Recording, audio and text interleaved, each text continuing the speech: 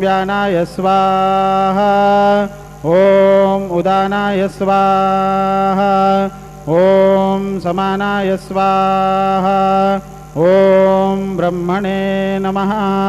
नैवेद्यमध्ये पानीयं समर्पयामि पुनर्नैवेद्यं निवेदयामि। ॐ प्राणाय स्वाहा ॐ अपानाय स्वाहा ॐ व्यानाय स्वाहा ॐ उदानाय स्वाहा ॐ समानाय स्वाहा ॐ ब्रह्मणे नमः।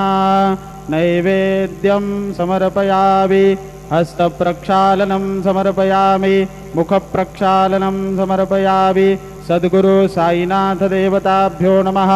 प्रार्थनापूर्वक नमस्कारं करोमि तथा च मङ्गलारतिक्य दीपं दर्शयामि।